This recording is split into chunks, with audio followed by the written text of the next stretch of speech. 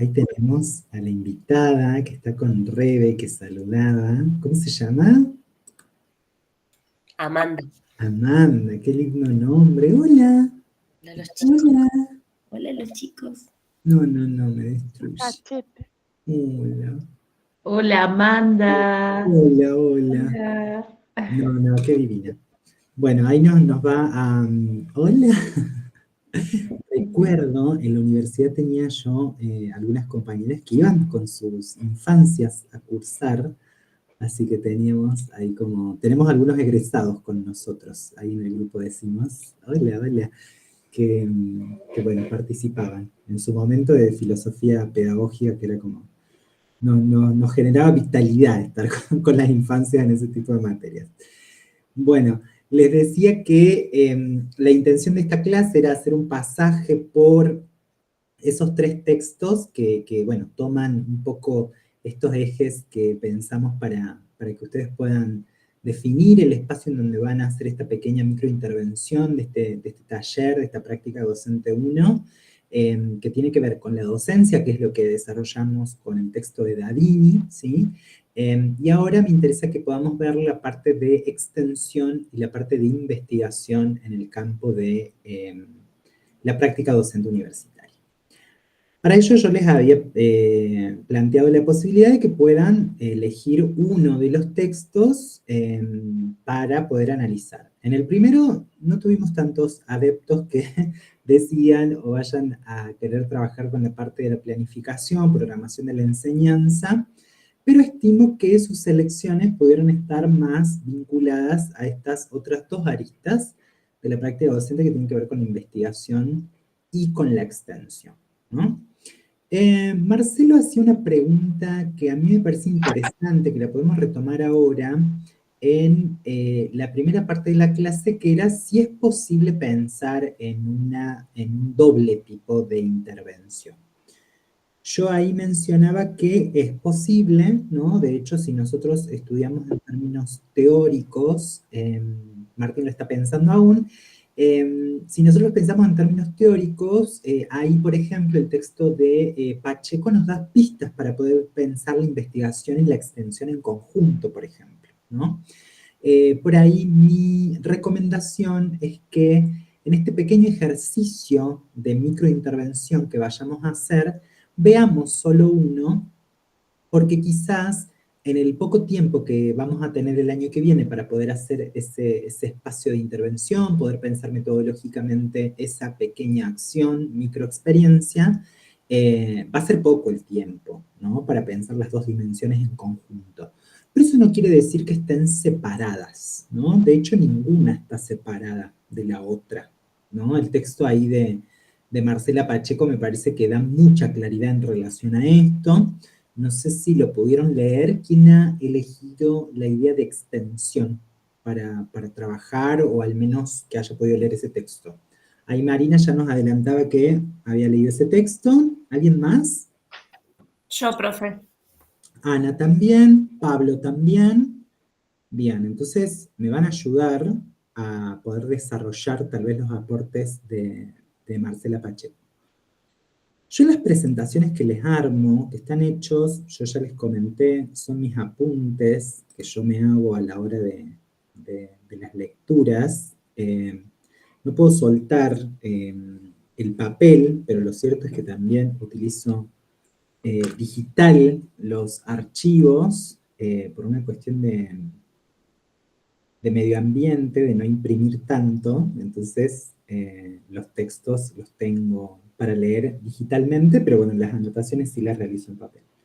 Y las presentaciones que les muestro acá son hechos con inteligencia artificial, no sé si se los comenté, creo que sí, ¿no?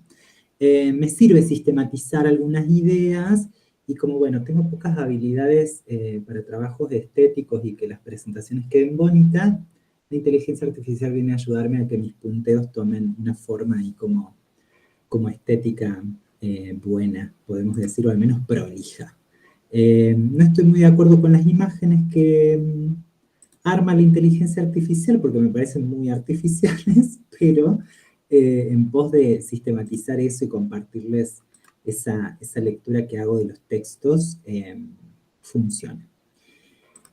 Vamos entonces, si les parece, a trabajar primero en torno a los aportes de la investigación. Vamos a ir por ese lado. ¿Por qué? Creo yo que la mayoría de ustedes en sus carreras de grado, pregrado, en función de sus titulaciones previas, han podido tener un acercamiento a la parte de investigación, ¿no? Si la consideramos ampliamente, sobre todo se han realizado tesis, tesinas en sus carreras, ¿no? Digo, ahí hay algo que ustedes ya pueden reconocer en términos metodológicos, en términos de lo que implica hacer una investigación, ¿no? Y acá un poco vamos a tomar aportes de esa parte de investigación metodológica, teórica, pero lo vamos a inscribir específicamente en lo educativo, ¿no?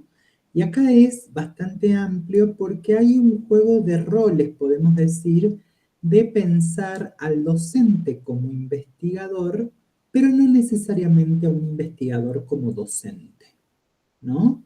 Digo, ahí se empiezan a bifurcar algunas lecturas en relación a eso. Rebeca dice, la única experiencia práctica, lo demás leer y trabajar sobre investigación de otras personas. Bien, claro, pueden haber habido carreras u opciones en sus carreras donde no hayan realizado tesis o tesinas, sino que hayan hecho más una práctica profesional, algo más supervisado para obtener esas titulaciones terciarias o de grado. Rodri, yo me refiero que vos decías Ah, tesis, yo hice tesis, esa fue mi única experiencia práctica ok. en los Ok. 5 años de universidad. Lo demás era leer y trabajar sobre investigaciones de otros. Bien, bien, bien. Mari, te escuchamos. Nosotros en cuarto año del profesorado tuvimos una materia que es específica de investigación. Metodologías de la investigación, tal vez. Sí. Ujú. Bien, bien, bien. Em, a ver, esperen un segundo. Ahí está. Sí, Mari, ¿te escuchamos? ¿Te quedó la mano levantada o...? Ah, ok, ok, ok. Es cierto, hay ahí algunos aspectos metodológicos que desde esta perspectiva lo vamos a trabajar, pero bueno, este documento que ustedes tienen como material obligatorio en la parte de investigación, es clave pensarlo. Yo hice un recorte de ese documento, yo les había pedido que lean el capítulo 3, ¿no? Hay toda una construcción primero más histórica del posicionamiento en relación a la investigación, para poder llegar, digamos, a la parte que nos interesa, que es la cuestión de el rol de la investigación en las prácticas docentes, ¿no? Ahí vamos a trabajar justamente los aportes en esta presentación que les comparto. Sí, Marcelo.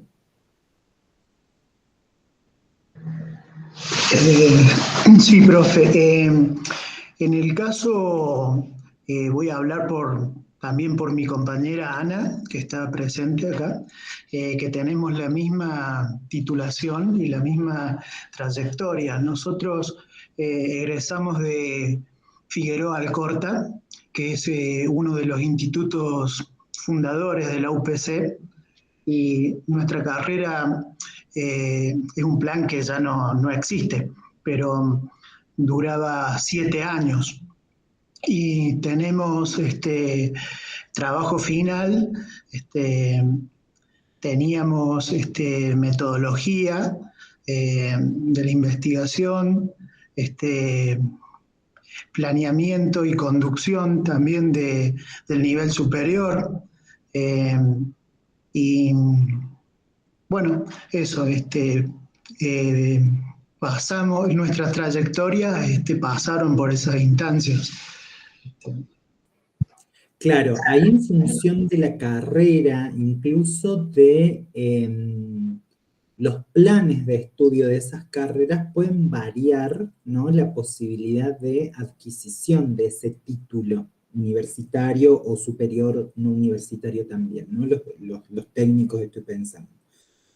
Lo cierto es que ese trabajo final puede tomar diferentes formas, ¿no? De realización.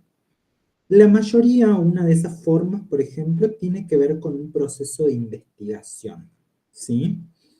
Esto se da mucho más en los que son carreras del campo de las ciencias sociales, también de las ciencias naturales. Ahí el enfoque es muy diferente, ¿no? Digo, hay investigaciones que tienen que ver más con la aplicación en el campo de las ciencias naturales, por ejemplo, las ciencias exactas, estoy pensando en las ciencias geoespaciales, ¿no? Mucho de una mirada cuantitativa, de los problemas que se construyen en torno a la investigación. Y en el campo de las ciencias sociales, bueno, un sinfín de posibilidades también, y no quiere decir que lo cuantitativo no pueda ser abordado dentro de una rama de las ciencias sociales, es una perspectiva y es un poco lo que vamos a ver ahora, ¿sí? Luego también es cierto que en las carreras esos trabajos finales pueden tomar otras formas como prácticas profesionales, ¿no? Muchas veces supervisadas, otras en el marco de, ¿sí? O también opciones de tesina. O también prácticas de trabajo, ¿no? En diferentes espacios que no requieren necesariamente después un análisis mucho más amplio, sino que la intención por ahí de la carrera es que el estudiante pueda empaparse tal vez de lo propio del campo laboral, ¿no? Estoy pensando en las carreras de contador público, en las carreras de abogacía, ¿no? Como digo, hay ahí diferentes formas. El texto que yo les proponía para leer para el día de hoy, uno de los capítulos de ese texto, es un documento del ministerio, ¿no? Que un poco lo seleccionamos con Flor porque resume, a pesar de que es un poco extenso, ¿no? Todas unas discusiones teóricas que hay alrededor de la investigación en el campo de las ciencias sociales, ¿no? En este documento ustedes van a encontrar algo que está muy marcado como una sentencia marcada a fuego, podemos decir, y es que en el campo de las ciencias sociales y particularmente en el campo de la investigación en educación, no tenemos todavía un paradigma que sea un canon dentro de la disciplina, ¿no? Que sea solamente ese como sí ocurre, por ejemplo, en otras ciencias, ¿no? Justamente porque, bueno, las ciencias sociales son mucho más complejas en ese sentido y porque en función de los métodos, de los paradigmas, de las perspectivas que adoptemos, eso puede ir variando, ¿no? A mí lo que me interesa que podamos ver de este texto tiene que ver primero con algunas nociones de lo que implica la investigación en el campo de la educación. Y es importante inscribirlo acá porque tiene algunas concepciones que son propias del campo de la investigación en general, pero particularmente la educación tiene aspectos muy específicos, ¿no? Este material va a decir que la investigación en el campo de la educación, en tanto investigación científica, es un modo particular de interactuar con las creencias, experiencias, representaciones, yo me atrevo a decir acá también problemáticas de ese investigador, que no es cualquier investigador, sino que es un investigador que ejerce la docencia, y el campo de conocimiento, me atrevo a sumar acá el campo del conocimiento práctico, ¿no?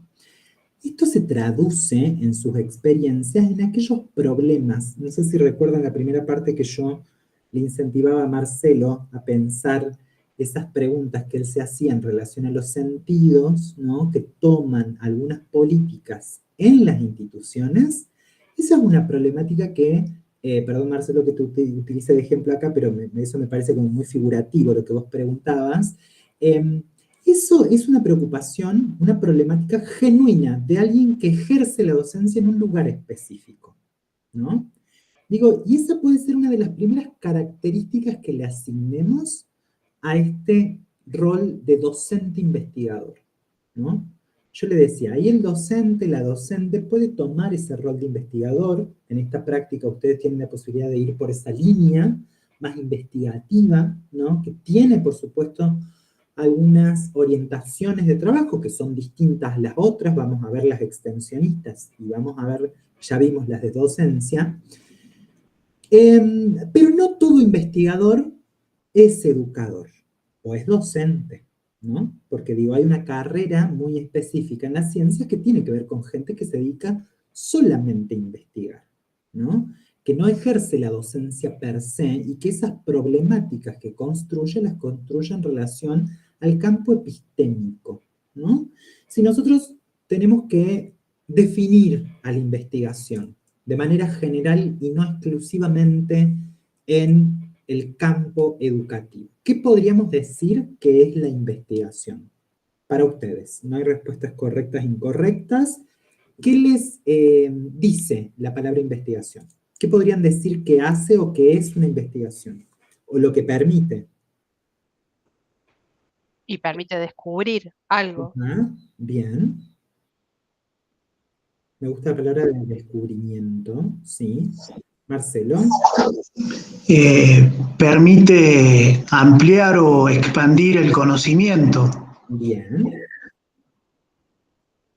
¿Alguien más? Quizás también, Perdón. no sé si se está escuchando, sí. A lo mejor nos da también la posibilidad de, ay, se me fue la palabra, pero profundizar la comprensión de algo, Bien. sería algo así. Bien, me gusta la idea de profundizar. Actualizar. Bien. Buscar más allá, me parece, como en esto de lo que dice la Ale de profundizar, ir un Ajá. poquito más allá quizá de lo que se expresa, de lo que vemos, ir un poco más allá. Bien. Podría ser también de generar un problema. Bien. En el campo, por ejemplo, qué sé yo, a veces hay situaciones en las cuales veo cosas y puedo plantear un nuevo problema para una nueva investigación también, eso, más allá de eso, ¿no? Bien. Estoy tomando nota. ¿Alguien más? Perdón, quería decir algo. Se me ocurre que puede ser también poner el foco sobre algo. Bien, me gusta eso. Foco. ¿Algo más? Ahí Marina dice generar conocimiento. El preguntarse. Bien. Preguntarse ahí, ¿no? Clave la idea de la interrogación en la investigación en general, ¿no? Bien, me parece que con esto podemos avanzar. Es cierto, ¿no? Esto que dicen de profundizar, de descubrir, ampliar, expandir el conocimiento, generar conocimiento, ¿no? Ir más allá de algo, generar problemas, hacer foco en algo, ¿no? Como esa mirada situada, podemos pensar ahí, y preguntarse, ¿sí? Lo cierto es que si nosotros buscamos bibliografía sobre investigación, hay algo que la mayoría de estos materiales pueden coincidir más o menos, es en que la investigación permite ampliar, crear o refutar un conocimiento existente o no existente, en el caso de crear conocimiento nuevo, ¿no? Digo, esto me parece que de alguna manera también resume esto que ustedes mencionaban. La investigación parte, hablando generalmente, ¿no? Parte de un tema que hay que convertir en problema, ¿sí? En esta idea que comentaba Martín ahí de generar un problema, yo diría construir un problema.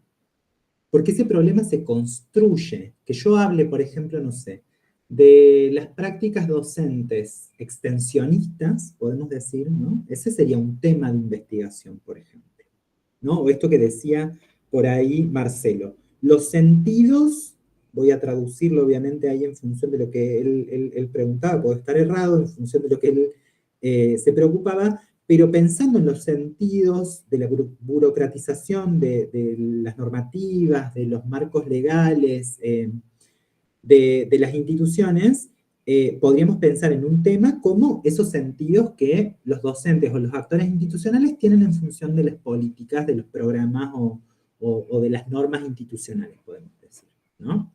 Lo cierto es que ese sería un tema que hay que construir un problema, porque el problema nos va a permitir indagar, investigar acerca de qué quiero conocer, ¿no? La investigación nos permite eso, nos permite conocimiento.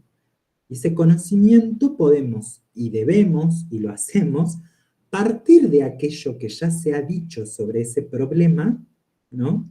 Y ahí está este ejercicio del estado del arte, de buscar otras investigaciones, de buscar, de indagar, ¿no? Estamos hablando hasta ahora de la investigación en general, ¿no? Aquella que seguramente ustedes ya han tenido algún acercamiento, ustedes pudieron armar o elegir un tema en sus carreras, convertirlo en problema, ¿no? Ese problema también se convierte o se construye en función de un recorte metodológico, ¿no? Si yo digo sentidos de las políticas educativas, si me quedo ahí, va a ser como una investigación que va a requerir un equipo enorme de trabajo para identificar los sentidos en relación a las políticas públicas en las escuelas, por ejemplo, ¿no? Ese recorte implica lo situado que nosotros venimos trabajando. No es los sentidos en todas las escuelas de Córdoba, sino pensar, por ejemplo, en una escuela en particular, en 2 escuelas particulares para hacer comparativas, en función de aquello que queremos indagar, ¿no? Aquello que queremos conocer. La investigación permite conocer algo que nosotros podemos tener como hipótesis, ¿no? Y acá entra otro de los puntos importantes respecto a la investigación de manera general, y es que nos permite fundamentar los posicionamientos que tenemos. Por eso es importante también recuperar la cuestión teórica en los campos disciplinares. ¿Por qué? Porque esto no lo digo yo, Rodrigo Molina, ¿no? Digo, me asiento en teoría que ha sido investigada, que ha sido formulada, que ha sido estudiada, que ha sido situada por otros, por otras, ¿no? Ahí está la delgada línea, digamos, entre discusiones que uno puede tener sobre, bueno, sí, pero esa es tu perspectiva, ¿no? ¿Qué fundamenta tu perspectiva, tus hipótesis? Vos decís eso ¿por qué? Bueno, sí, porque tenés experiencia en eso, pero lo experiencial no quiere decir que sea algo general. Puedo partir de la experiencia para poder problematizar e investigar dentro, ahora sí, del campo de la investigación educativa, ¿no? Esos problemas que acogen, que definitivamente nos preocupan como profesionales, ¿no? Digo, y acá pueden aparecer un sinfín de preocupaciones educativas que ustedes pueden llegar a tener. Y algo que esto sí, lo creo yo desde mi experiencia, pero definitivamente lo han teorizado, es que ese tema, ese problema que vayamos a investigar, nos tiene de alguna manera que involucrar política, profesional y pedagógicamente. Si yo voy a hacer una investigación porque tengo que cursar y porque tengo que hacer esto y no me queda otra, definitivamente no va a ser un proceso que disfrute el de investigar, o al menos que me comprometa en términos epistémicos y políticos a realizar, ¿no? Y acá hay discusiones en el campo metodológico de las ciencias sociales, porque hay algunas perspectivas, algunos enfoques que más desde el sentido bourdiano, ¿no? De Bourdieu, de que hay que abstraerse del problema para no sesgar, ¿no? Dice el autor ahí, muchas perspectivas de la investigación para no sesgar eso que investigamos. Pero lo cierto es que hay otros enfoques que dicen no.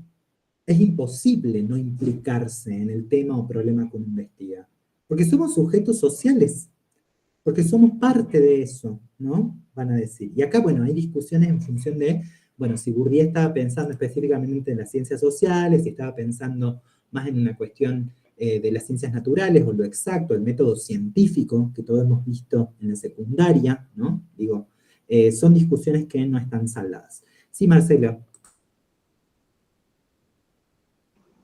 Sí, profe, tiene que ver con lo que comenzó la clase, cuando vos preguntaste qué inconvenientes habíamos tenido con relación a los escritos y a los trabajos, y creo que lo más difícil, ¿no es cierto?, es apropiarse, ¿no es cierto?, de de ciertas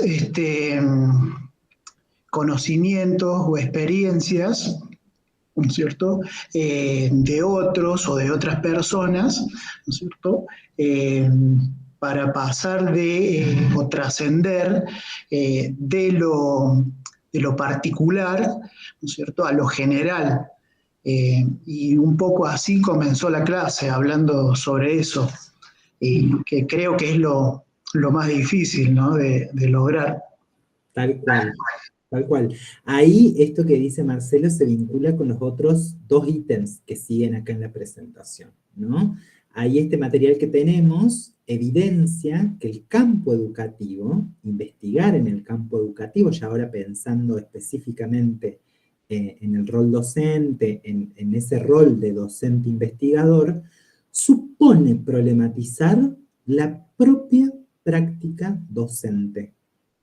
Observar lo habitual y naturalizado para develar lo implícito, dice, ¿no? Yo lo marco acá con negrita porque me parece que es como muy significativo eso. Develar aquello que está implícito. Si nosotros tenemos, y sigo, perdón Marcelo con tu ejemplo, pero porque me parece muy figurativo, ¿no? Porque aparte esta idea categórica de sentidos, ¿no? Tal vez un investigador de ciencias naturales nos podría decir como, ¿cómo vas a investigar sobre los sentidos? ¿Qué son los sentidos? ¿No? ¿Cómo vas a materializar teóricamente eso? Y desde el campo de las ciencias sociales le diremos, es posible materializar eso, ¿no? E identificar cuáles son los sentidos docentes o que le atribuyen los sujetos a algo, ¿no?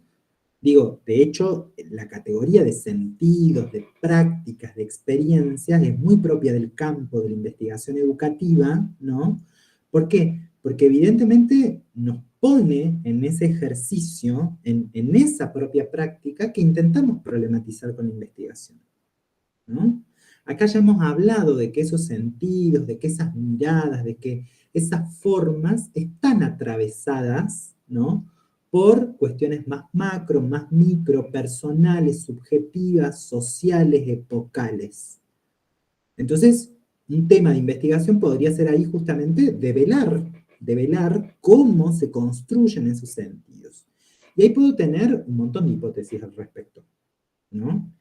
Y ahí el proceso de investigación me va a permitir justamente mirar, develar si eso que tengo como hipótesis termina siendo o no termina siendo real, ¿no? La investigación educativa busca comprender y explicitar e interpretar la realidad educativa, ¿no? Y cuando acá decimos realidad educativa, no estamos hablando de la generalidad, ¿no? También hay una cuestión ahí de pensar la investigación como, bueno, si investigo esto en 2 escuelas, quiere decir que eso ocurre en todas las escuelas así, ¿no? Y no, definitivamente no. Eso va a depender de los marcos, ¿no?, teóricos, de los marcos epistémicos, del recorte metodológico que tenga esa investigación. Por eso es importante esa explicitación, ¿no?, ese acompañamiento para poder darle forma a esa investigación, ¿no?, a esa investigación educativa. Algo que exige de alguna manera el acto investigativo en el campo de la educación es que uno debe asumir compromisos metodológicos, éticos, políticos, epistemológicos, por supuesto, que nos van a permitir orientar ese proceso, ¿no? Y acá tomando un poco los aportes de Davini, que veíamos en la primera parte, también podemos ver ese ejercicio de posicionamiento entre un ir y venir, ¿no?, como decía la autora. No porque vayamos a materializar un enfoque metodológico de una manera y después hagamos lo que nos parezca, ¿no?, sino porque evidentemente en el campo de la investigación de las ciencias sociales y particularmente del campo educativo, uno puede armar su proyecto de investigación con ciertas hipótesis, ciertas preguntas, ¿no? Un poco ahí lo que mencionaba Ale de preguntarse. Hay preguntas que llevamos a la hora de querer investigar algo, ¿no? Esas preguntas pueden ser abiertas, pueden ser cerradas, se traducen en otras preguntas más pequeñas si voy a hacer un trabajo de campo que implica entrevistar a alguien, si esa entrevista va a ser cerrada, va a ser abierta. Bueno, todas esas respuestas se dan en función de lo que yo quiero conocer en esa investigación, ¿no? Habitualmente, si es una investigación más de pensar aspectos cuantitativos como las cantidades de o mirar números que me permitan ciertos análisis, ¿no? Seguramente nuestros instrumentos de recolección de información de trabajo de campo sean encuestas o sean entrevistas cerradas, porque me interesa tener números para que fundamente lo que digo, ¿no? En cambio, si me voy más por el lado de lo cualitativo, ¿sí? No importa tanto la cantidad de la muestra, podemos decir, ¿no? Y acá van a aparecer diferentes enfoques, diferentes autores que se construyen, se seleccionan en función de esa investigación, ¿no? Hay un investigador social, Daniel Burtó, creo que les comenté algo de él, ¿no? Que habla, por ejemplo, de historias de vida, ¿no? Y uno podría decir, bueno, ¿qué es historia de vida? ¿Cómo cuantificamos las historias de vida? Y no las cuantificamos, pero sí es una perspectiva investigativa para pensar como categoría teórica la idea de historias de vida, ¿no? Por ejemplo, yo, siendo docente de este espacio curricular, me interesaría a mí, si trabajo con esa perspectiva histórica esa perspectiva investigativa de este autor, decir, bueno, ¿cómo se construye la formación docente en complementación curricular de profesionales que están en ejercicio docente hace mucho tiempo y que tienen trabajo, familias y demás? Una categoría que puedo utilizar es historias de vida, ¿no? Entonces, me junto con cada uno de ustedes a hacerles una entrevista, indagar sobre su historia de vida, ¿no? Cuándo se recibieron, de qué se recibieron, cómo está conformada su familia, qué les pasó cuando se formaban, cómo ven esta carrera, digo, ¿no? Puedo ahí hacer un sinfín de preguntas en función de lo que me proponga, pero utilizar la categoría de historias de vida para dar cuenta de algo que quiero dar, ¿no? Ahí Mari pregunta cómo es el apellido del investigador, se lo escribo acá. Bertaus. Así. Ahí lo dejo. Este texto es historias de vida, si no me equivoco, no sé si tiene como... Después les puedo compartir si les interesa un poco esa línea de investigación. Se van dando cuenta, digamos, me explico ahí hacia dónde quiero ir con esta idea de tomar, de comprender y de asumir un compromiso metodológico, ético, político, digamos, con esto, que oriente el proceso. ¿Vamos? Genial. Y de nuevo acá, ya un poco, lo he dicho mil veces, lo digo siempre, no los culparía si están cansados de escucharme, pero la producción del conocimiento tampoco es neutral ni individual, como las prácticas docentes mismas, ¿no? Y esto evidentemente cobra relevancia en un contexto mucho más grande, ¿no? Digo, acá podríamos charlar sobre, en clave epocal, que la ciencia, en los primeros siglos de su conformación, podemos decir, ¿no? Ha gastado tiempo, dinero, en dar cuenta, por ejemplo, las ciencias biológicas de que, no sé, el cráneo de una mujer es más pequeño que el cráneo del hombre, ¿no? Digo, eso no es una neutralidad. Evidentemente hay un posicionamiento ahí de jerarquía de los géneros, podemos decir, ¿no? Y acá podrían aparecer otras investigaciones donde yo me proponga justamente identificar eso, ¿no? Hay algo que diga, evidentemente, que una mujer es menos inteligente que un hombre, digamos, en función de estos postulados científicos en algún momento. Acá aparecerían muchas líneas de investigación, muchas líneas de debate, reflexión crítica sobre decir, esto no tiene nada que ver, ¿no? Digo, hay también esto que yo les decía de que la investigación implica refutar un conocimiento creado, ¿no? crear un conocimiento o ampliar uno que ya existe. Ahí tenemos esta idea de refutar aquello que se dice con una investigación que viene a contraponer eso que está plasmado, ¿no? Sí, Marce, te oímos. Sí, profe. En el campo del arte sucede lo mismo, porque después, en términos de práctica artística, no es porque lo diga yo, no se concibe la práctica artística contemporánea y actual, después de haber atravesado los diferentes paradigmas de la historia, como una práctica investigativa y reflexiva. No se lo concibe al arte, o sea, lo que ha devenido y en lo que ha arribado el arte, de otra manera, que no sea esa. Eso también es muy interesante para investigar, ¿no? ¿Por qué la disciplina artística tiene esa perspectiva? ¿Qué pasó? Si tiene que ver con rasgos epocales, si tiene que ver con la propia construcción del conocimiento al interior de la disciplina, hay ese compromiso epistemológico, ¿no? A mí me parece que es bueno que ustedes vayan haciendo estos ejercicios de, bueno, pensar cómo aparecen estas preocupaciones dentro de sus disciplinas de origen, vamos a decir, ¿no? Bien, y en toda esta complejidad, acá esto, ¿no? No es neutral, no es individual, justamente porque es una práctica social, ¿no? Ya lo vimos a esto, de nuevo en el cuadrito que vimos en la unidad 1. Una práctica social que está situada, que combina lo científico, lo educativo, lo disciplinar, ¿no? Y acá me hubiese gustado tal vez sumar, no lo sumé, que la investigación también es una práctica social compleja, como lo es la práctica docente, ¿no?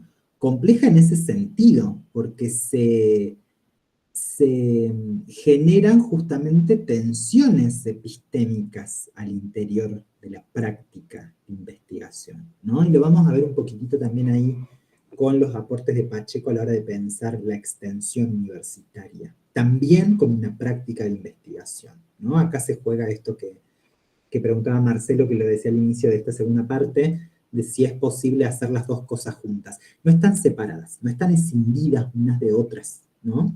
La docencia, la investigación y la extensión, ¿no? Sino que evidentemente tienen algunas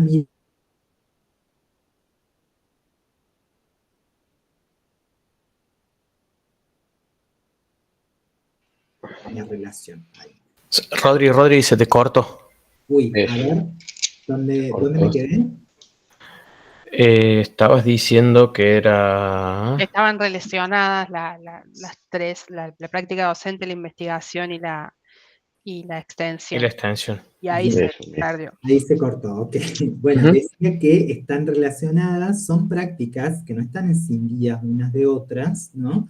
Que si yo hago zoom en una de ellas, cada una va a tener características específicas.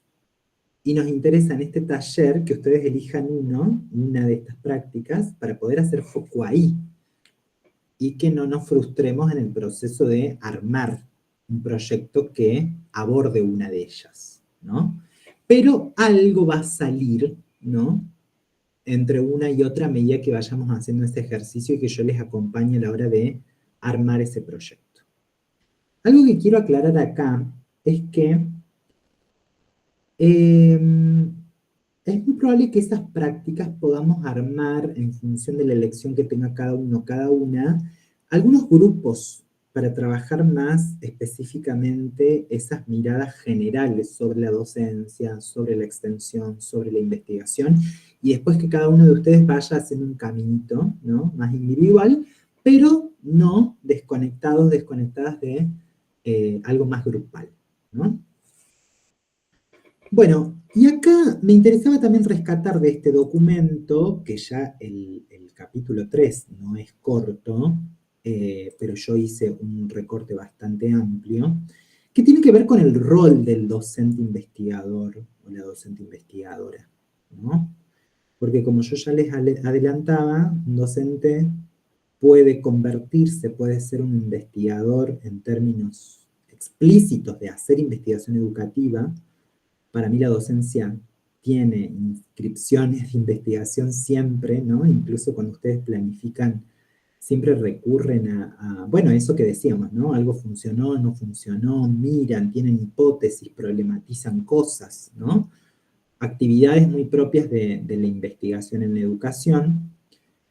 Y yo marco esto particularmente, y en este artículo que yo les decía de la evaluación, que después se los voy a compartir, lo dejamos explícito ahí con los colegas con los que pude escribir, es que un investigador necesariamente no es un docente, ¿no? Puede ser especialista en su campo, pero eso no lo hace especialista en la enseñanza de ese campo, que son cosas muy diferentes. Y que un poco dialogan con esto que ustedes mencionaban en las primeras clases que tuvimos sobre, bueno, ¿por qué hacer este profesorado, ¿no?, de complementación curricular? Ustedes ya son especialistas en sus campos. Y evidentemente tienen una experiencia docente que han podido construir ahí. Pero no todo especialista, ¿no? Digo, un geólogo no se forma para enseñar geología. Se forma para saber de geología, pero no para enseñarla. ¿Me explico acá la diferencia? Sí, Marce, te oímos. Sí, profe, en lectura y escritura académica estuvimos tratando el género académico como praxis social. Me gusta pensarlo también desde ese aporte. Yo les invito ahí a dialogar esos textos de praxis social, ¿no?, en este campo. No sé cómo lo abordó el profe a la categoría, ¿no? Pero yo diría que, bueno, es muy propio del campo de la investigación en general, ¿no? Y de las prácticas sociales también en general. Esta idea de praxis, ¿no? Sí, dentro de los géneros discursivos. Claro. Bien. Acá sí retomamos la idea del rol, ¿no? Del rol docente-investigador. Hay una característica que para mí es muy propia en este campo, que tiene que ver con la resignificación de saberes sobre la práctica. Eso diría es nodal, pensando en un docente que investiga. Y que lo diferencia de otros investigadores, ¿no? Porque digo, un investigador de una disciplina que se dedica específicamente a la investigación, no necesariamente tiene un diálogo de saberes sobre la práctica. ¿Por qué? Porque le interesa justamente esto de la praxis social, de identificar cosas para crear conocimiento, ¿no? Y un marco, un corpus teórico para abrir ciertas discusiones. Pero no necesariamente hay una relación de saberes sobre una práctica que ejerce, ¿no? Digo, un ejemplo claro acá es la carrera, por ejemplo, en Ciencias de la Educación, ¿no? Carrera de la cual provengo. Nosotros tenemos dos posibilidades de titulaciones ahí, ¿no? El profesorado en Ciencias de la Educación y la licenciatura en Ciencias de la Educación, ¿no? Ahí la licenciatura está pensada más desde un rol investigador, investigadora en el campo de lo educativo, ¿no? Y ahí, en función de la investigación que haga ese profesional, ese futuro profesional que se va a recibir de ese campo epistémico, evidentemente tiene saberes de lo educativo, pero no necesariamente de las prácticas, ¿no? Digo, ahí un pedagogo que esté a punto de recibirse, si quiere conocer, no sé, cuáles son los aportes del normalismo en las prácticas educativas, en los docentes actuales, por ejemplo, ¿no? De tal lugar, de tal año a tal año, bueno, investigará y dará cuenta de cuáles son esos sentidos o qué huellas dejó el normalismo en las prácticas docentes, por ejemplo. Pero eso no quiere decir que ese investigador necesariamente tenga prácticas normalistas o que se haya formado en el normalismo. ¿Me explicó? Sí, Marce. Sí, eso también se da en el campo de la crítica. Por ejemplo, en la crítica de arte. No necesariamente, ¿no es cierto?, los críticos de arte eh, son expertos o idóneos en las prácticas artísticas, ¿no? Tal cual, tal cual. Ahí hay una diferencia, digamos, también como para proponer, y por eso yo rescato mucho esto de el rol del docente investigador, porque ahí en función de esto, ¿no? Hay un diálogo de esos saberes, ¿sí? Y ahí podríamos decir y podríamos discutir esta abstracción que yo les decía. ¿Para qué? Porque yo entiendo ahí la perspectiva burdiana de abstraerse del problema, de mirar, ¿no?, a modo de zoom esa realidad que estudio justamente para no sesgar la información que hago, ¿no? La investigación que realizo. Porque esa perspectiva burdiana muy trabajada, ¿no? No digo que esté mal, es muy trabajada justamente porque le da el peso a la investigación de que no es algo que digo yo, ¿no? Por eso la idea de abstraerse de esa realidad para no empapar de subjetividad, ¿no?, ese proceso investigativo, porque tiene que ser justamente una construcción real de eso que ocurre y no impregnada de aquello que yo pienso que ocurre, ¿no? Ahí está la idea de esa abstracción. Lo cierto es que, bueno, aparece esta otra corriente que dice, bueno, sí, es cierto que la investigación no es neutral, primero que nada. Segundo, que no es correcto que uno como investigador, de alguna manera, no sé, como ensucie la muestra. Esto se ve mucho en el campo de las ciencias naturales, ¿no? Como manchar la muestra. Pero lo cierto también es que no podemos quitarnos la subjetividad que tenemos como sujetos y seres sociales, ¿no? Digo, ahí la forma en la que nosotros también vamos a comunicar esos resultados de la investigación toma, ¿no?, una categoría ahí de distanciamiento crítico, dice Marcelo, ¿no? Absolutamente. Bueno, algo que aparece también acá en función del rol del docente, la docente investigadora, tiene que ver con la producción de conocimiento sobre el propio hacer, o qué hacer, me hubiese gustado poner acá, educativo, partiendo de su experiencia, acá la construcción del problema, ¿no? Evidentemente yo construyo algo que a mí, desde mi saber, desde mi práctica, me interpela, ¿no? Quiero conocer eso, quiero indagar sobre eso.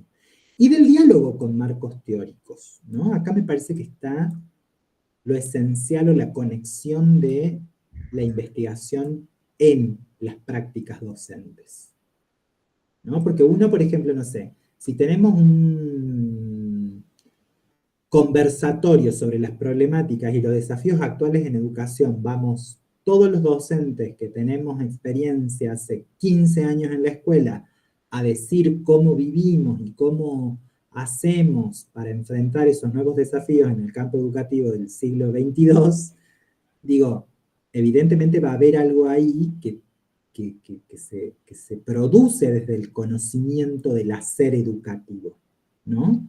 Pero ¿cómo dialoga eso con marcos teóricos? ¿No?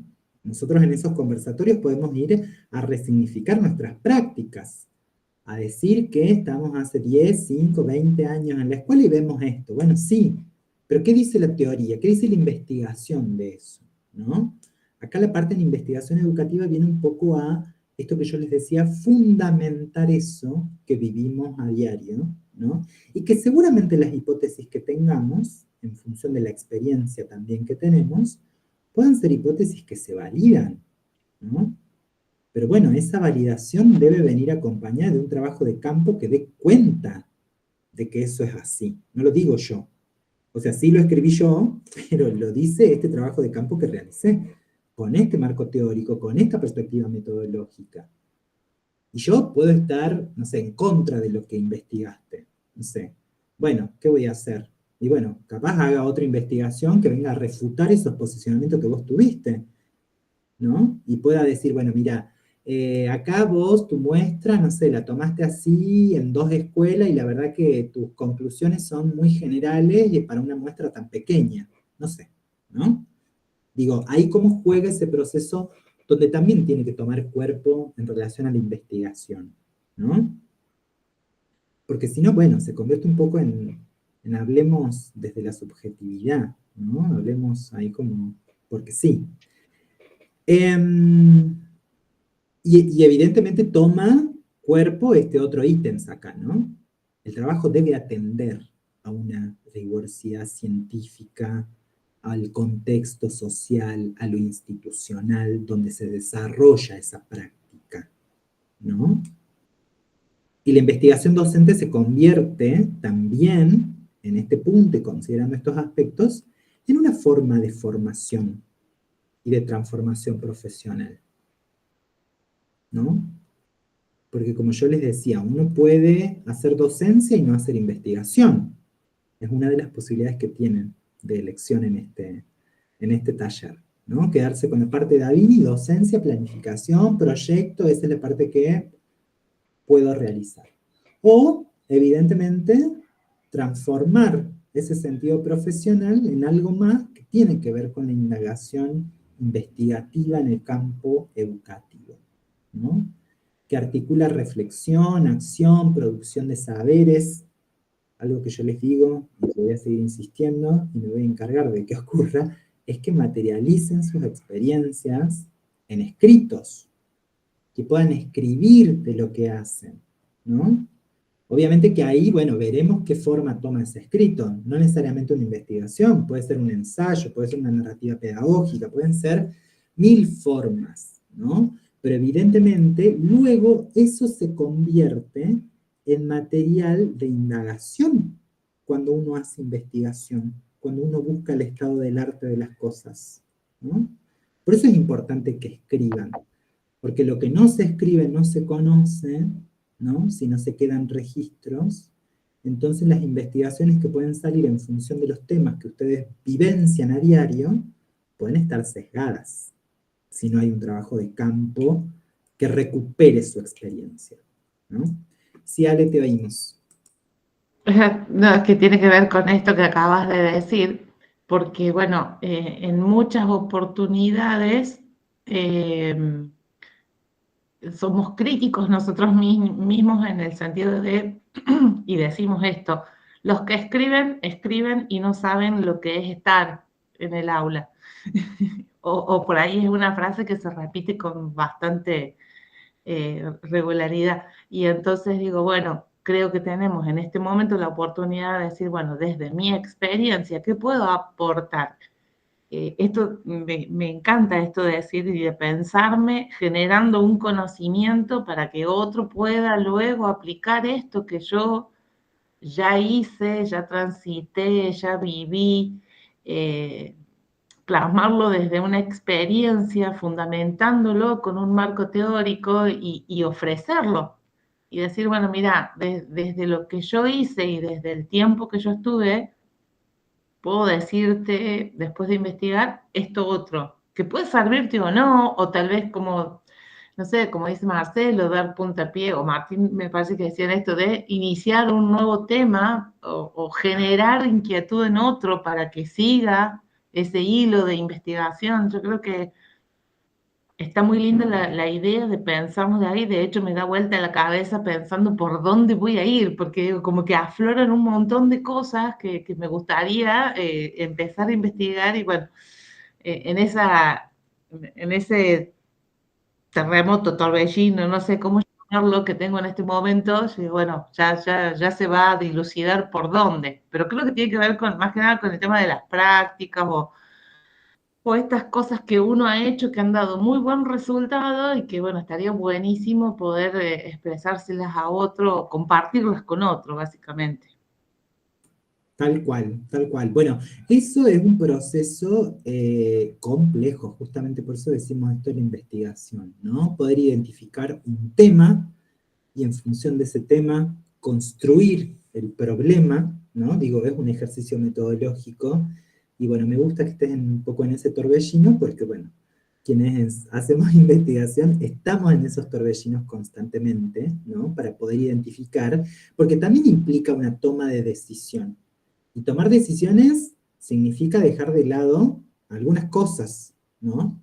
Y en la vorágine social que vivimos hoy, sentimos muchas veces que, bueno, dejar cosas de lado puede resultar complejo, pero bueno, son decisiones que hay que tomar, ¿no? Sobre todo cuando uno quiere hacer investigación.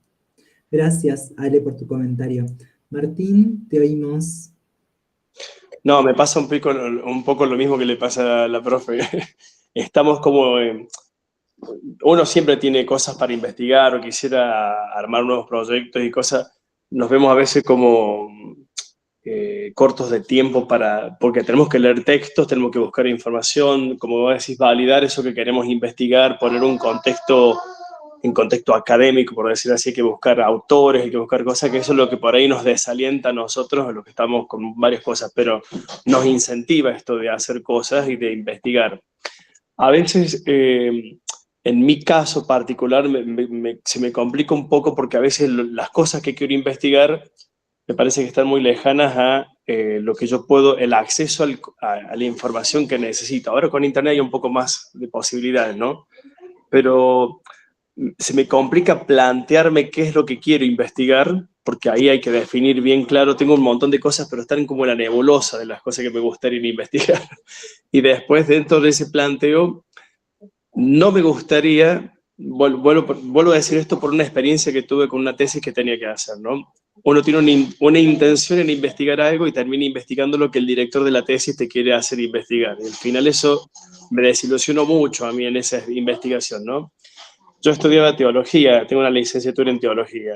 Hice un estudio sobre las vivencias espirituales y la psicología. Entonces tenía que hacer una comparación y hacer una especie de investigación sobre eso. Y terminé investigando algo que nada que ver, que en realidad mi proceso iba por otro lado. Y me dejó un poco con frustración, ese sabor a frustración. Pero me gustaría investigar, volver a tomar ese tema en este caso, pero también necesito como ser guiado en esas cosas. Pero bueno, ese es mi conflicto personal, para contarte un poco, pero me incentiva la investigación esto y cómo esto, según mi punto de vista, puede afectar también en la educación esto, ¿no? ¿Por qué me planteo esto? Porque a veces planteamos, por ejemplo, la educación integral o sexual integral, pero la parte de espiritualidad, por ejemplo, que todos tenemos, más allá de la religión o lo que sea, o pertenecer o no a una religión, hay una parte de nosotros que no está contemplada en eso, al menos de algunos de nosotros que pensamos esto, ¿no? Entonces, ¿cómo incluir eso dentro de esto o incluirla en algo más amplio como la educación, ¿no? Entonces, me parece a mí que esa parte no está como tocada, al menos desde, no sé si en la Argentina en general, pero me parece que no está, sí. Perdón, ahí como para ayudarte, digamos, en este torbellino que tenés, Martín, pienso yo, eso que vos acabas de decir, en términos de investigación, es una hipótesis, ¿no? Vos lo estás planteando como una generalidad ahí de que, bueno, todos tenemos una parte espiritual. Bueno, pero ¿por qué? ¿Quién dice eso? ¿No?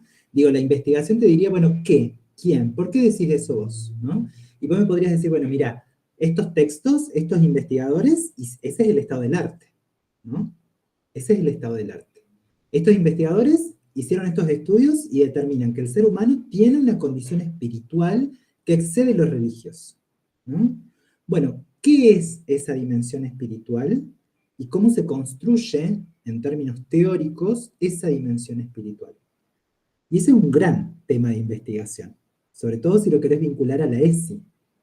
Porque ahí el trabajo de campo que vos deberías hacer, haciendo un ejemplo muy burdo y muy rápido en este momento y con fines meramente didácticos, sería indagar en una muestra que vos tomes, si decir evidentemente que los sujetos educativos consideran una parte espiritual, por ejemplo, ¿no? No sé, encuestar a 30 estudiantes, 20 docentes, 50 personas. Una encuesta, nada abierto, algo cuantitativo, ¿no? Bueno, reconocen la espiritualidad en estos aspectos, o en estos otros, ¿no? Entonces, digo, ahí esos posicionamientos que vos tenés, es justamente para mí el ejercicio más difícil de la investigación. Y lo digo de haberlo pasado y de vivirlo constantemente, ¿no? Tiene que ver con eso que nosotros consideramos como general, pero que la investigación nos va a decir, bueno, pero esa es tu hipótesis, ¿no? Vos crees que esto es así, El ejercicio es ver si esa hipótesis que uno considera, por la experiencia que tiene, por las lecturas que ha hecho, ¿no? No estoy desmereciendo acá las hipótesis que tenemos, si evidentemente toman carnadura y cómo toman carnadura en el campo social, ¿no? Y vos decías ahí que te quedaste como con ganas de hacer investigación sobre una licenciatura en función de un tema particular. Bueno, ahí está la cuestión del posgrado, ¿no? Digo, la posibilidad de que ustedes en algún punto retomen aquello que dejaron ahí, incluso una tesis de grado tal vez, y ampliarla en una formación de posgrado, que es lo que nos comentaba una de las profes que estuvo en el panel, ¿no? La formación de posgrado ahí pensando en alguna maestría, en algún doctorado, digo, justamente ahí están las discusiones más del campo de investigación. Y son formaciones específicamente para investigar, ¿no? Digo, ahí puede ser interesante ese ejercicio. Marcelo se preguntaba acá, y los que escriben por qué no están en el aula, es muy cierto eso, ¿no? De hecho, me parece que es la discusión un poco esta que traía Alejandra, ¿no? Es una respuesta con una pregunta a una pregunta anterior que hizo Carlos. Ok, claro, los que escriben por qué no están en el aula, y la pregunta entiendo que era al revés, ¿por qué los que están en el aula no escriben, ¿no? Lo cierto es que muchas veces los que escribimos estamos en el aula, ¿no? Quizás somos pocos, pero hay una cuestión ahí de pensar esta relación, esta acción docente-investigador, ¿no? Y bueno, yo ahí espero que quienes escojan esta línea de trabajo puedan ser alguno de esos sujetos que escriben y están en el aula, ¿no? Que tienen ese diálogo de saberes ahí más epistémicos y problemáticos en relación al campo educativo. Bien, para avanzar un poquito más... Perdón, sí, profe. sí. Ahí, en este caso de la investigación que yo te decía, ¿podría retomar con esos trabajos que decíamos, por ejemplo, te pongo un ejemplo, ¿qué significa para vos ser feliz, por ejemplo? ¿Podría utilizar esos trabajos de los estudiantes que yo ya les he pedido permiso para hacer una investigación y trabajar? Que hace como 5 o 6 años que vengo recopilando trabajos de ellos, ¿no? Claro, como pasan una vez por mi curso, porque pasan el 6º año nada más, y hacer un análisis de eso también podría ser. Ahí tengo más material que solamente 20 páginas, sino que tengo bastante ahí. Y se podría hacer un trabajo sobre eso, sobre la relación entre la parte afectivo-emocional, espiritual, si lo podemos llamar así, porque hay gente que obviamente niega la parte espiritual, porque llamémosle conciencia en todo caso, ¿no? No me importa el nombre en ese sentido, pero sí esa relación psicoafectiva, ¿cómo podría plantearse? Yo lo plantearé de lo espiritual porque es mi rubro, ¿no? En la parte de biología. Y ahí me gustaría hacer un análisis sobre eso. Bueno, vamos a ver, después voy a ver si me largo con eso de nuevo y después te consulto, para no hacer tan largo esto. Puede ser sin duda, ¿no? Todo es posible cuando, esto que yo les decía, uno tiene un compromiso epistemológico, político con la investigación. O sea, investigar porque sí, porque tengo que aprobar algo, porque tengo que hacer, evidentemente va a ser un proceso desgastante y aburrido. Aburrido.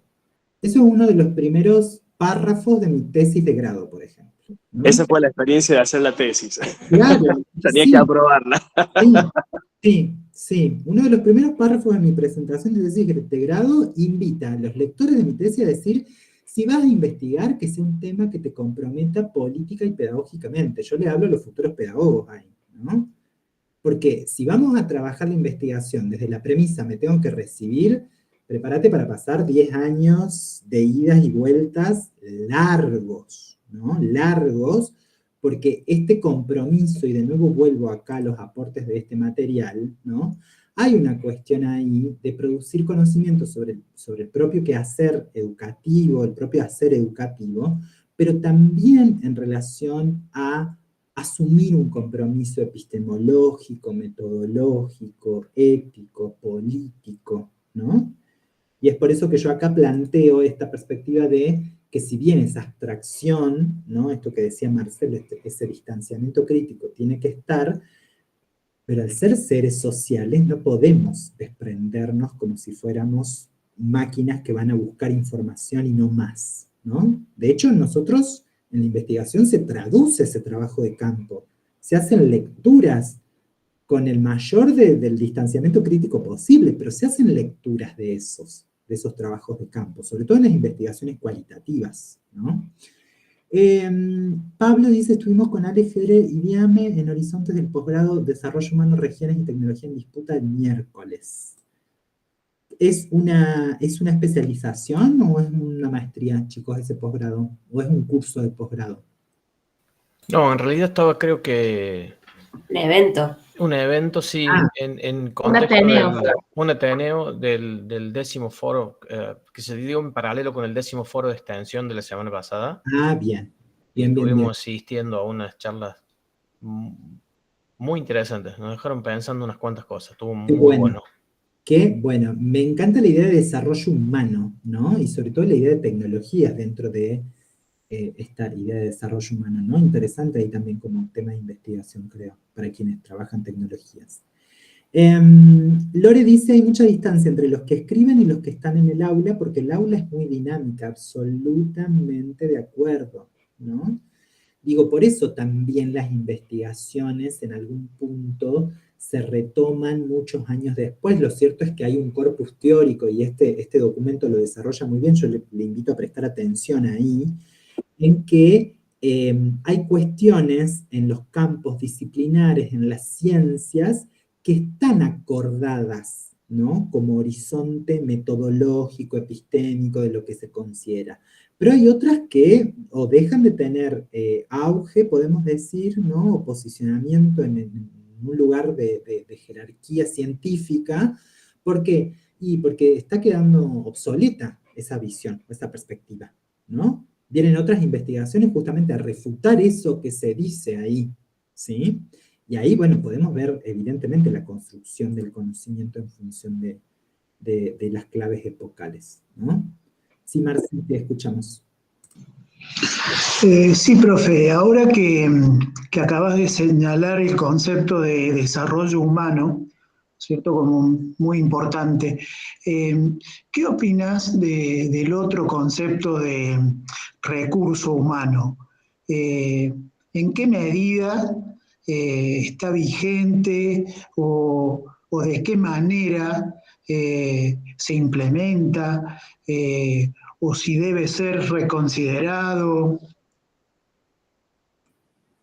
Qué gran pregunta que, bueno, me posiciona ahí en tener que dar una mirada sobre, ¿no? Esto yo lo voy a comentar desde mi lugar como profesional y desde mi perspectiva y experiencia profesional, ¿no? Para mí la idea de recurso humano es una idea un poco limitada en este contexto social, ¿no? ¿Por qué? Porque estamos tratando de, ahí me gusta la idea de Inés Dussel, ¿no? De tecnificar la condición humana, ¿no? De que una persona pueda trabajar 25 horas al día, teniendo 24 horas al día, sin que eso afecte sus relaciones sociales, ¿no? Digo, esta posibilidad que tienen por ahí, y ahí lo menciona justamente María Alejandra, ¿no? Llamado ahora capital humano, ¿no? La idea de capital, bueno, es una idea muy, muy del capitalismo feroz, podemos decir hoy, ¿no? Si yo tomo la idea de recurso humano desde la perspectiva educativa que tenemos, esa idea en la génesis de la Ley Federal de Educación, evidentemente como pedagogo te diría es una mirada muy poco abarcativa de lo que implica un estudiante en los espacios educativos, ¿no? ¿Por qué? Porque no todos los estudiantes en realidad se desarrollan para trabajar en empresas, ¿no? Digo, esa ley tiene pensado o se ha evidenciado su trabajo desde esta cuestión de inserción laboral muy capitalista, ¿no? Digo, ahí yo tendría recaudos en poder pensar dónde vamos a utilizar la categoría de recurso humano, ¿no? Desde dónde y qué sentido va a tomar, y acá lo estoy haciendo como un ejercicio de investigación, qué sentido va a tomar la categoría de recurso humano. Porque ustedes podrían investigar sobre eso, por ejemplo, ¿no? no sé, me estoy imaginando ahora, bueno, cómo la Ley Federal de Educación considera el recurso humano, qué pasó en ese momento histórico, ¿no? Sería tal vez una investigación muy, muy amplia, pero qué pasó en algunas escuelas en ese momento histórico sobre la concepción del estudiante como recurso humano, ¿no? Y ahí podrían aparecer un montón de preguntas de investigación, ¿no? En función de lo que uno quiera reconocer. Pero ahí el sentido investigativo te diría, bueno, ¿desde dónde vas a tomar la idea de recurso humano? ¿Qué va a ser para vos como investigador un recurso humano? Y ahí recuperaremos ciencia, es decir, otras investigaciones que categoricen. Y ahí yo voy a tomar decisiones. La investigación no es una práctica neutral. No voy a tomar recurso humano con la primera investigación que lea de recurso humano. Voy a estudiar qué dice un investigador, qué dice otro, qué dice esta investigación, qué dice otra, cuál es la que se asemeja a lo que yo quiero investigar, ¿no? Y ahí es donde se va dando forma, digamos, a esto de ese posicionamiento epistemológico. ¿Por qué es tomar un posicionamiento epistemológico? ¿No? Algo muy común ahora, por ejemplo, no soy economista, no me quisiera meter en eso, pero es como el mercado se regula solo, ¿no? Por ejemplo. Bueno, hay teorías. La teoría del derrame es una teoría científica. Es alguien que ha teorizado sobre eso, ¿no? La teoría del derrame. Lo cierto es que en clave epocal han venido otras teorías a decir, che, sí, teorizaste sobre esto, porque leíste, construiste esto, decís esto, esto y esto, pero lo cierto es que eso no tiene una inscripción real que dé cuenta que sucede como lo describís. Entonces ahí en términos epistemológicos las investigaciones o los conocimientos empiezan a perder fuerza, ¿no? Y dentro del campo disciplinar no hay un posicionamiento claro sobre esas perspectivas. ¿Qué es lo que ocurre? Pongo eso como ejemplo, pero ocurre con muchas cosas, ¿no? Digo, acá podrían aparecer un montón de otros temas en relación a esas tensiones que hay dentro del propio campo disciplinar, ¿no? Dentro del arte, por ejemplo, ¿no? Digo, ahí es como un sinfín de discusiones. Ale, te escuchamos.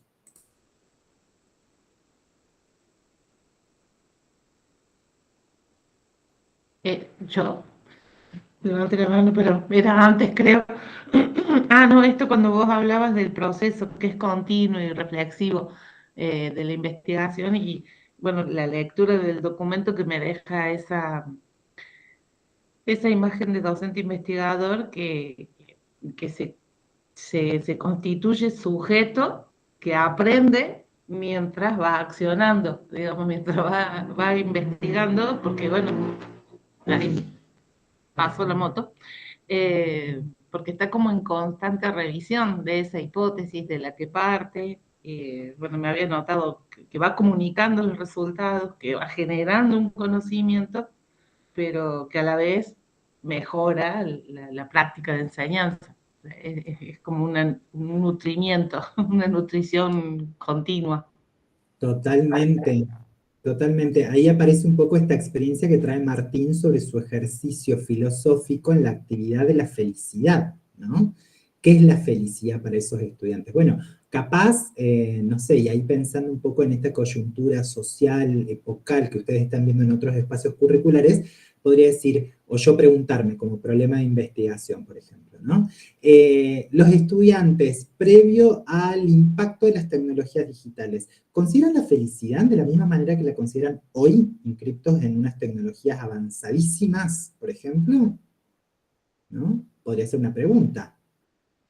¿Cómo conciben o cómo concebían la felicidad los estudiantes de los 90 a los estudiantes de hoy en día, por ejemplo? Bueno, tendré que recurrir a quienes fueron estudiantes en los 90 para indagar acerca de qué, ¿no? ¿Qué concebían como felicidad? O también puede ser una lectura ahí dialogada interesante, bueno, ¿qué conciben como felicidad los adultos hoy en día y qué conciben como felicidad los adolescentes hoy en día? ¿No? ¿Se comparan, no se comparan, son iguales, no son iguales? ¿No? Rebe, te escuchamos.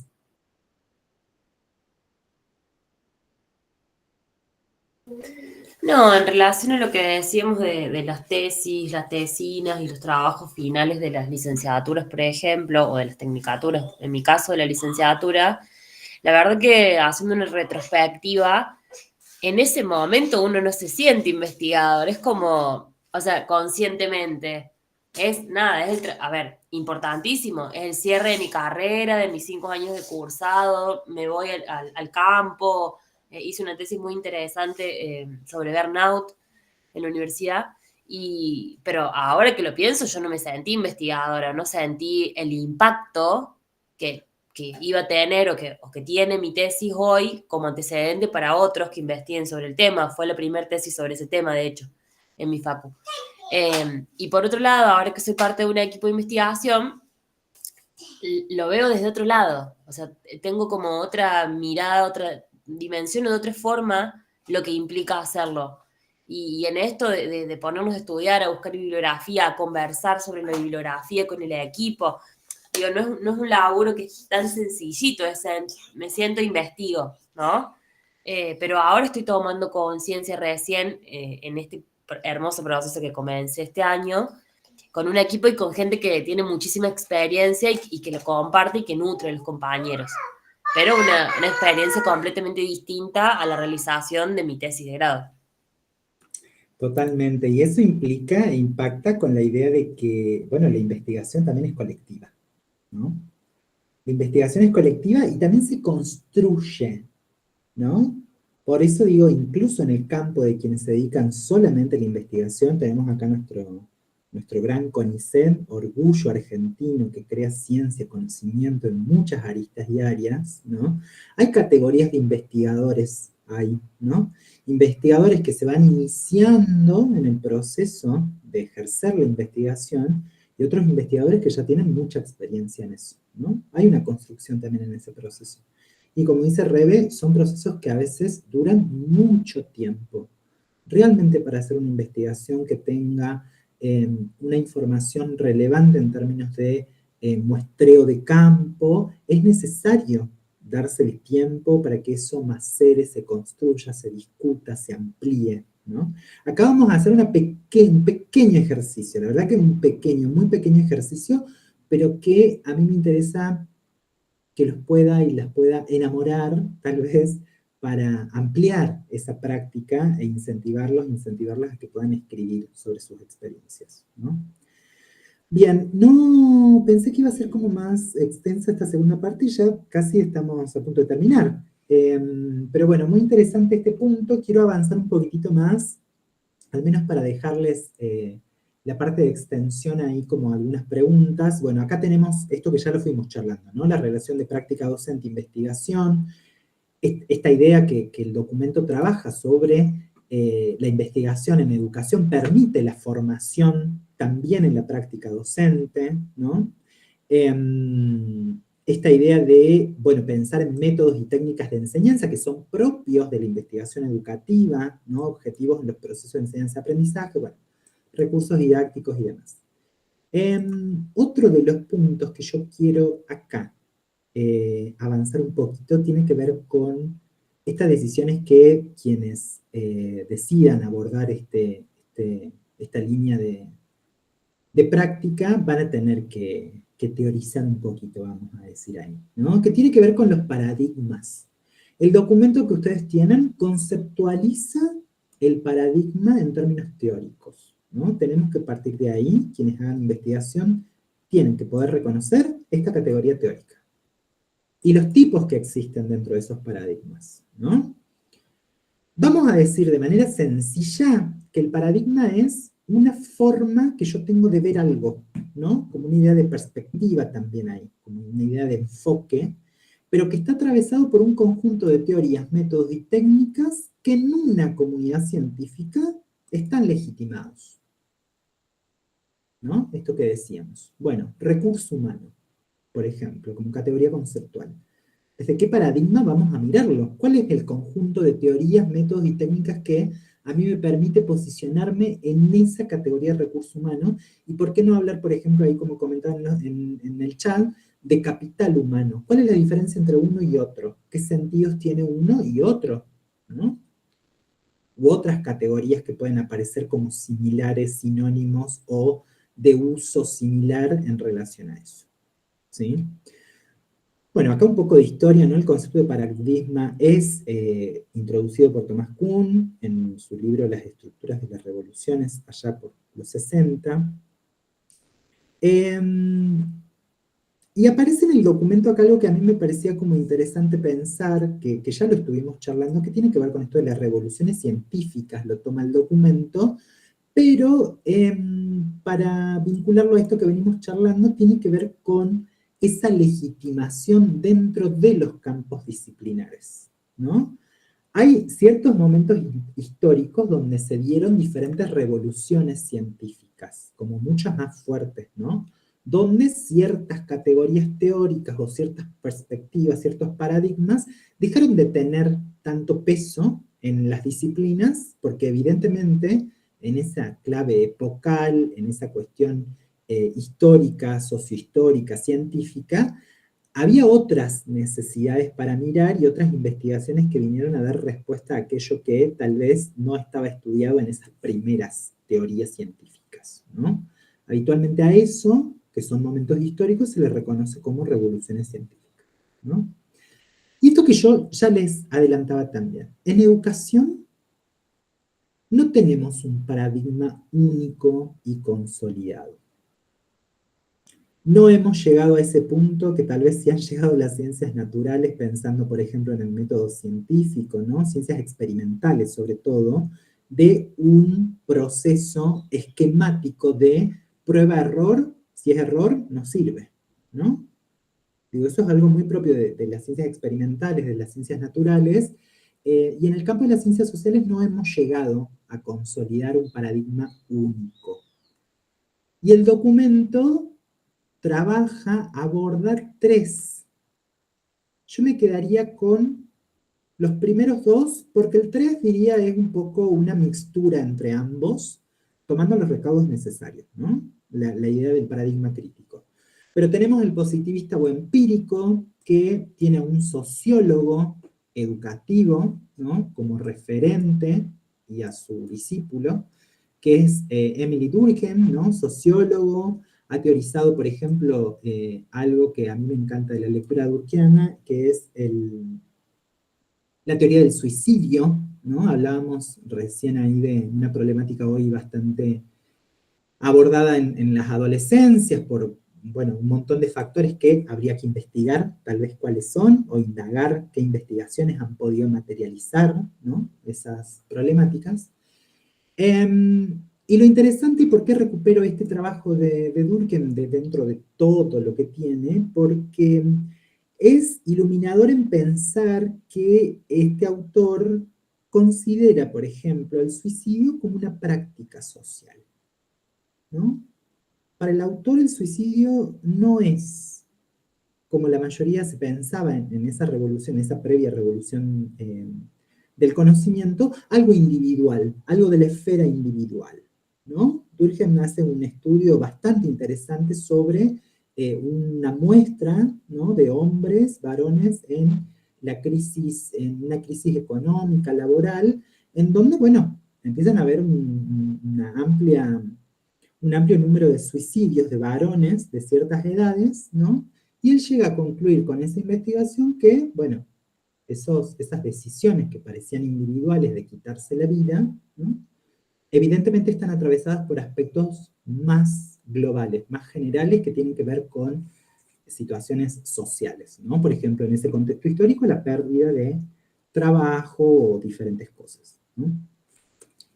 Este enfoque, este paradigma, ¿sí? Busca regularidades, leyes mediante métodos cuantitativos. Podemos decir de que este es el paradigma más asociado a lo cuantitativo, ¿no? A la cuestión más muestral, de números, más de pensar desde esa perspectiva. El investigador, y acá me gusta la palabra que utiliza el documento, porque dice pretende, ¿no? No es que lo deja confirmado. El investigador desde este paradigma pretende ser neutral y objetivo. Acá de nuevo, esta discusión que yo les decía, ¿no? ¿Somos neutrales? ¿No somos neutrales? ¿Hasta cierto punto? ¿Cuál es ese distanciamiento crítico? Y ahí Bourdieu va a decir, bueno, evidentemente tenemos que tener una mirada crítica sobre eso, no olvidarnos que hay que hacer ese ejercicio, pero bueno, es un poco difícil. Otro de los paradigmas tiene que ver con el hermenéutico, también llamado interpretativo, que es heredero, dice el material, del historicismo alemán y de Max Weber, en este caso, ¿no? Comprende los significados de las acciones sociales, esto está más asociado a lo cualitativo, ¿no? Esto de los sentidos que hablábamos recién, por ejemplo. Este paradigma sería un paradigma para trabajar la investigación, si quiero reconocer los sentidos, los saberes, ¿no? Cómo construye, bueno, no me importa ahí tanto los números, cuántos docentes construyen sentidos, sino qué sentidos construyen los docentes. Este sería el paradigma de investigación que evidentemente funcione en relación a lo que me propongo investigar. Acá está, utiliza métodos cualitativos, entrevista, observación, análisis de discurso, y el interés de este enfoque, de este paradigma, está en interpretar el sentido de las prácticas, ¿no? Entre este y este podemos encontrar ahí investigaciones del campo educativo, ¿no? Acá aparecen muy bien investigaciones que trabajan los porcentajes, por ejemplo, ¿no? Tantos estudiantes de tantas edades abandonan la escuela en esta época, por ejemplo, ¿no? Puede ser un paradigma evidentemente positivista respecto a ese problema estadísticas totalmente, ¿no? Y el último tiene que ver con el paradigma crítico, ¿no? Derivado del marxismo y la escuela de Habermas, de Frankfurt, analiza acá las relaciones de poder, ideología y dominación, ¿no? En términos de paradigma, esta línea de investigación trabaja lo quanti y lo quali también, pero integra, y me parece que eso es como lo más significativo de este enfoque, muy utilizado en la historia como disciplina, justamente esa dimensión histórica, ¿no? Digo, acá obviamente podemos encontrar teorías o tesis en el campo de la sociología que tengan, ¿no? Esta perspectiva de enfoque de paradigma crítico. Lo cierto es que podemos mirar estos tres, pero al interior de ellos hay otros, ¿no? Hay otros muy, muy específicos. Podríamos decir dentro del interpretativo hermenéutico, acá podríamos hablar hoy en día, en un sentido educativo, de lo socioantropológico, ¿no? Devenido ahí de las etnografías. Si han leído, si conocen a alguien sobre estudios etnográficos, muy, muy, muy relacionados con los sentidos sociales, con las construcciones en relación a las sociedades, ¿no? En educación se trabaja mucho etnografía, es un enfoque muy interesante de abordaje para pensar en las problemáticas de los sujetos al interior de las instituciones, ¿no? Estoy pensando que me estoy llevando dos tareas.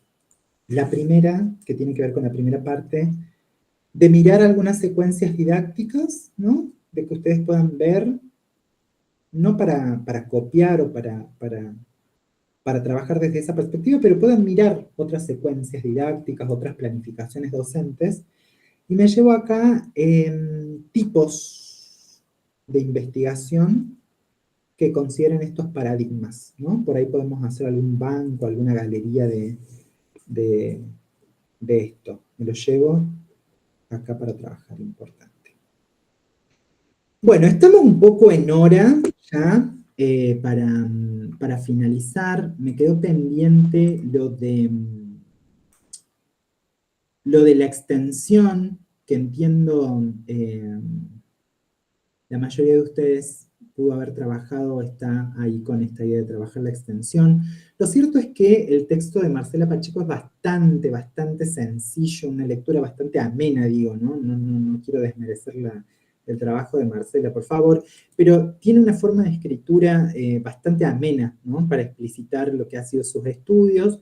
Yo esto se los puedo compartir para que funcione a modo de guía de lectura, si se quiere, ¿no? Pero en el texto Ahí Marcela primero avanza en pensar los sentidos de la extensión universitaria en tanto una función social y política, y también hace un recorrido que a mí me parece importante considerar, que son las transformaciones y tensiones al interior de la extensión como práctica universitaria, ¿no? Acá aparece el contexto de los 80, lo que ha sido de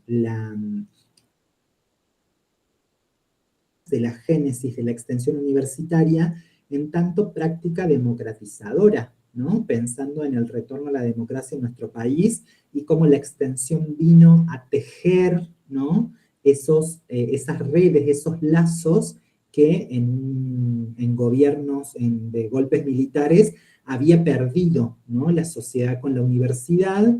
Ahí Marcela hace un recorrido, a mi parecer, bastante ameno y súper claro sobre ese momento histórico, y también recupera esto que ya estuvimos hablando de los años 90 y cómo las políticas neoliberales, un poco acá aparece esta pregunta que hacía Marcelo, ¿no?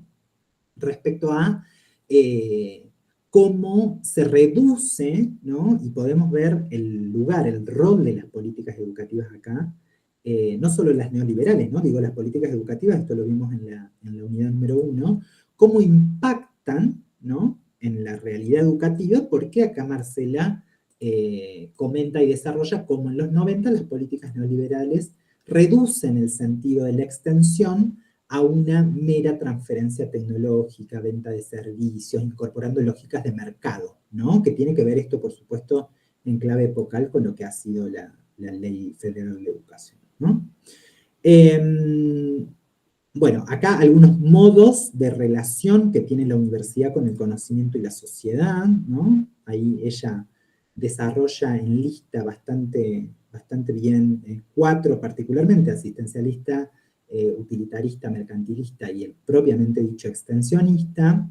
Y lo que a mí me gustaría que ustedes sí se queden es con esta parte de las dimensiones clave de una extensión transformadora, dice ella, ¿no? Porque me parece que esto es lo propio de las prácticas extensionistas, que si queremos hacer una diferencia entre docencia e investigación, acá Marcela nos da aportes claves para entender esto, ¿no? El trabajo con el conocimiento es diferente al trabajo con el conocimiento que tenemos en las prácticas de docencia, en las prácticas de extensión, porque acá Marcela nos va a explicitar que este trabajo con el conocimiento es dialogado con esos sujetos del territorio. Acá lo situado cobra una relevancia más que particular, diría, a diferencia de las otras prácticas universitarias como docencia e investigación. El abordaje interdisciplinario como pilar fundamental de la extensión, ¿no? Y por supuesto el compromiso ético, social, político que implica una práctica extensionista, además de una cuestión ahí creativa e innovadora, ¿no? Seguramente yo me tome algunos momentos de la clase del próximo sábado para recuperar esto, ¿sí? Pero quien no haya leído el texto puede leer hasta el sábado que viene este material. Lore, te escuchamos. Quería saber que me repitieras cuál era la fecha de entrega del trabajo para los que todavía no lo entregamos, porque ya me tengo que retirar y para tomar nota. Se va a habilitar, el trabajo por supuesto que ya lo pueden hacer, pero se va a habilitar el buzón a partir del 14 de noviembre y va a estar abierto hasta el 21 de noviembre. Esa fecha es la última fecha de entrega. Yo les pido que avancen en el desarrollo de ese trabajo. Voy a dejar grabando todavía esto para que quede ahí como información. Porque lo cierto es que esa fecha va a estar habilitada, pero en el medio vamos a tener esta segunda parte evaluativa. Entonces no sería bueno que tengan como los dos trabajos ahí pendientes, digo, por una cuestión de tiempo, ¿no? Eso es la fecha del trabajo, del primer trabajo. El primero para quienes recuperan y O no para lo presentaron. quienes, exactamente. Y después tenemos que entregar otro más. Después vamos a tener otro ejercicio, es mucho menor en términos de realización, digamos, pero sí, hay otra instancia evaluativa. ¿Esa será posterior al 21 de noviembre? No. Lo cierto es que sí van a tener tiempo después del 21 para entregar, eso sí se los puedo confirmar. Lo que no les puedo confirmar ahora, porque no lo hablé con Flor, es la fecha definitiva, digamos, de la entrega de ese trabajo. Porque el profe de lectura nos dijo que el 20 cerraba la fecha, por eso... ¿El 20 de noviembre? Sí, nos dijo eso que era cerraba la fecha para cargar la nota en el En guaraní, claro. el guaraní. Ok. Bueno, déjenme que lo confirme y se los comunico por aula virtual, ¿sí? Y ahí nos pasarías bien la consigna, el detalle de lo que tenemos que... Sí. Yo prometo para el sábado que viene traerle más claridad de eso, ¿sí? El sábado que viene tenemos un encuentro presencial con la gente de Villa Dolores, si no se cancela, como el de hoy, pero tenemos presencial ahí, virtual acá, con las otras sedes, digo, y ahí prometo traerles más información sobre eso.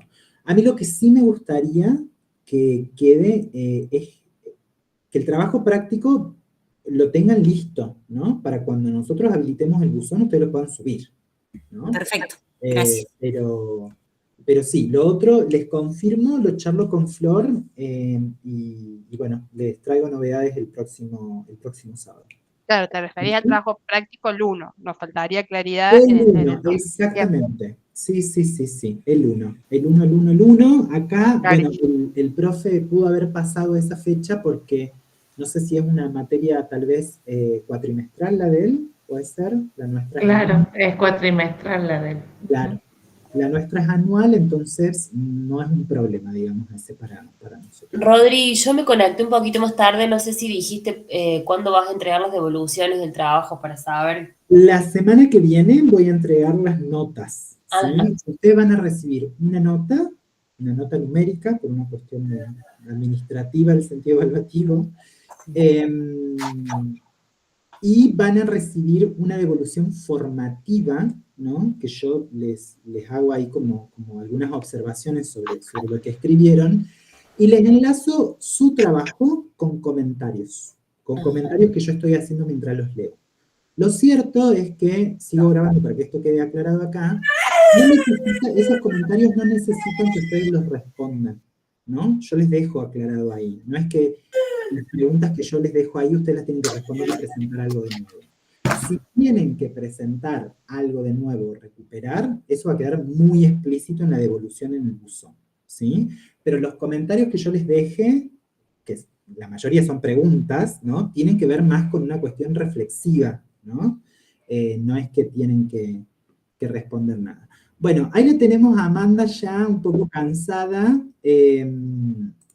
A ver qué dice Mari. El cronograma del 21 sería la última clase. Claro, mi intención es darle hasta el último día la posibilidad de que suban los trabajos que se adeuden, ¿sí? Pero bueno, lo cierto es que este segundo trabajo práctico no está definido todavía en términos de fechas, pero la semana que viene les prometo que tendré novedades, ¿sí?